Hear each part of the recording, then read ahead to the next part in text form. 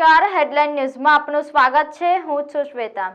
વડોદરા શહેરના અટલાદરા સ્થિત માધવનગર આવાસ યોજનામાં બે યુવતીઓએ 7મા માળેથી ઝંપલાવ્યું। વડોદરા શહેરના અટલાદરા વિસ્તારમાં આવેલા માધવનગર આવાસ યોજનામાં બે યુવતીઓએ 7મા માળેથી ઝંપલાવી આત્મહત્યા કર્યા હોવાનો બનાવ બનતા સમગ્ર પંથકમાં ચકચાર મચી છે। મળતી માહિતી અનુસાર 14 વર્ષીય યુવતી શીલા તથા 12 વર્ષીય યુવતી પુષ્પાએ માધવનગર આવાસ યોજનાના 7મા માળેથી ઝંપલાવી જીવનનો અંત આણ્યો છે। ઘટનાની જાણ થતાં એસીપી પ્રણવ કટારિયા સહિતનો સ્ટાફ ઘટના સ્થળ પર પહોંચ્યો હતો। બંને યુવતીઓના પરિવારજનો પણ ઘટના સ્થળે દોડી આવ્યા। બંને યુવતીના મોતને લઈ પરિવારમાં ઘેરો આક્રંદ છવાયો।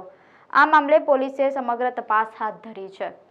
માધવનગર વુડાના આવાસ છે અને જગ્યા પર બે દીકરીઓ લગભગ 1 વાગ્યાની આસપાસ 1 વાગ્યા પછીનો સમય છે અને એ સમયે અહીંયાથી મને લોકલ એક વ્યક્તિનો ફોન આવ્યો। હું સિટીમાં હતો અને ત્યારે ફોન આવ્યો કે ભાઈ બે દીકરીઓ એક જ ધાબા પરથી એક જ સમયે પડી હાથે અને બંનેના મૃતદેહ નીચે પડ્યા છે। એ બધા ભેગા થઈને લોકો 108ને ફોન કર્યો, 100 નંબર ફોન કર્યો, પોલીસ બોલાવી, તાત્કાલિક સારવાર માટે 108 આવી પણ તે ઘડે મૃત જાહેર થઈ ગયેલી હતી। પોલીસની તપાસમાં હવે જે તે તારણ આવશે બહાર, પણ શંકાનો વિષય એવો છે કે એ લોકોએ ક્યારે પણ અહીં આવ્યા નથી, અહીંના લોકોએ એ લોકોને ઓળખતા નહીં, એટલે બે અજાણ્યા છે।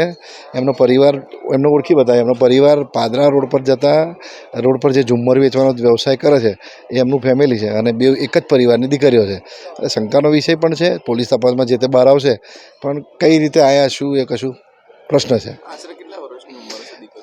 એક 14 વર્ષની, એક 15 વર્ષની, બે નજીકની ઉંમર 15 વર્ષની આજુબાજુની દીકરીઓ બંને હતી। બહુ કરુણ ઘટના બની છે। આજથી 10 વર્ષ પહેલાં જ આ માધવનગરની અંદર એક ખૂબ મોટી ઘટના બનવા પાવી હતી, જેની અંદર ખૂબ લોકોના મોત થયા હતા, ખૂબ લોકો ઈજા પામ્યા હતા। એવી જ રીતે આજે ફરીથી આ માધવનગરની અંદર બહારથી ચાલીને આવેલી બે છોકરીઓએ 8મા માળેથી પડતું મૂકી પોતાનો જીવ ગુમાવ્યો છે। જોવું રહ્યું કે આ પોલીસનો વિષય આવશે કે તપાસની અંદર શું આ કોકે મોતને ઘાટે ઉતારી છે કે ખુદ મૃત્યુ ઘાટે ઉતરી છે। મહત્વનો વિષય આવી રહ્યો છે કે છોકરીઓ બહાર રહેતી હતી, કેમ અહીંયા આગળ આવી હતી, એનું કોઈ કારણ અત્યાર સુધી ખુલ્લું નથી મૂકવામાં આવ્યું। એ પોલીસના તપાસના વિષય ઉપર છે કે આ મર્ડર પર આવશે કે આત્મહત્યા પર આવશે, તે જોવાનો એક મોટામાં મોટો વિષય રહ્યો છે। કેમેરામેન દક્ષેશ સોલંકી સાથે સપન ઉપાધ્યાય, હેડલાઇન ન્યૂઝ, વડોદરા।